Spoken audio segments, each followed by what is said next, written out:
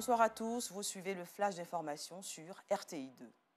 Un drame est survenu ce jeudi dans le quartier de Bonoumain à Cocody. Deux fillettes, âgées respectivement de 8 et 9 ans, ont été emportées par les eaux des pluies diluviennes. Leurs corps ont été retrouvés dans un bassin d'orage. Bintou Pekele, notre journaliste reporter d'images, s'est rendu sur le lieu du drame. Son compte rendu dans la grande édition.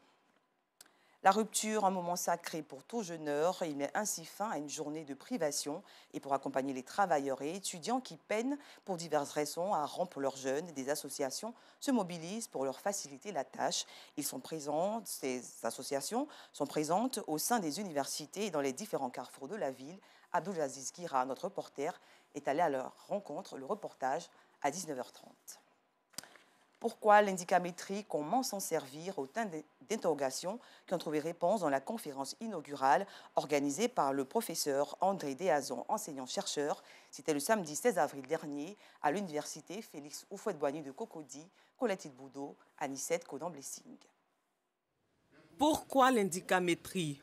Cette question était au cœur de la conférence du cours inaugural de l'indicamétrie. Répondant à la question, le conférencier Dr André Déazon, président du Conseil des docteurs en indicamétrie, a indiqué que cette science est la mesure de tous les indicateurs qui vient apporter à la science ce qui lui manque, c'est-à-dire la prise en compte de la totalité de l'objet scientifique.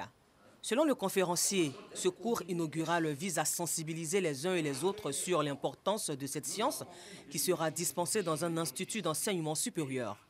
Objectif, permettre aux étudiants de cet institut d'avoir une notion de l'indicamétrie avant d'entrer en formation.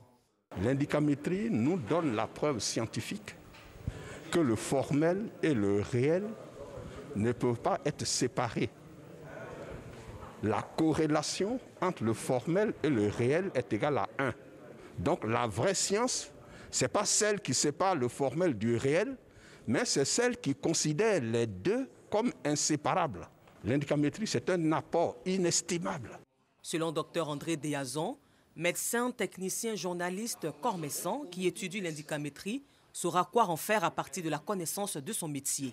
Cette conférence sur le cours inaugural de l'indicamétrie a permis aux participants d'avoir une large visibilité de la contribution de l'indicamétrie. Aujourd'hui, j'ai appris beaucoup de choses au niveau de l'indicamétrie, qui est une science de la globalité universelle, qui nous permettra d'évoluer dans tous les domaines de la vie. Je suis partant, je vais m'inscrire à la formation. Tel que la science se pratique de nos jours-là, il y a une inadéquation en ce qu'on apprend et certaines personnes ont du mal à faire passer l'information. Ce qui fait que les disciplines qui sont enseignées, ce n'est pas à la hauteur. Donc il faut amener les gens à aimer vraiment la science. Et ce n'est pas tout ce qu'on peut enseigner. Qu'est-ce qu'il faut enseigner, comment l'enseigner et quel modèle d'homme vont développer. Outre cela, André Déazon a appelé la jeunesse africaine, précisément celle de la Côte d'Ivoire, à s'approprier cette science pour booster son développement et répondre présent au rendez-vous du donner et du recevoir. L'indicamétrie, il faut le savoir, est une science inventée par le professeur Moustapha Diabaté et elle se définit comme la science par excellence qui corrige les limites des autres sciences et qui, selon lui, va conduire l'Afrique et le monde à la renaissance scientifique. Du sport à présent, qui de Didier Drogba, Sori Diabaté et Idriss Diallo régnera au sommet de la Fédération ivoirienne de football? La réponse demain à l'issue des élections qui se tiendront à la Fondation Félix Houphouët-Boigny de Yamoussoukro, des résultats sous réserve de l'enquête d'intégrité. À l'international au Mali, avec ou sans l'accord de la CEDEAO, le gouvernement malien travaille sur un plan d'action de 24 mois. L'information a été donnée ce jeudi par le Premier ministre malien, Choguel Maïga. Le renforcement de la sécurité, les réformes politiques, l'organisation des élections générales et la bonne gouvernance, voilà les différents axes qu'il a défendus devant le Conseil national de la transition.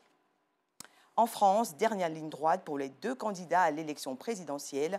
Emmanuel Macron et Marine Le Pen mettent fin ce vendredi à minuit à leur campagne. Pour le président candidat, le 24 avril sera un référendum pour ou contre l'Europe, une république laïque, unie, indivisible. Et pour Marine Le Pen, qui déclare sur son compte Twitter que c'est la dernière image de sa campagne entourée de tous les Français, des jeunes, des retraités, des enfants qui lui ont donné beaucoup d'énergie pendant cette campagne.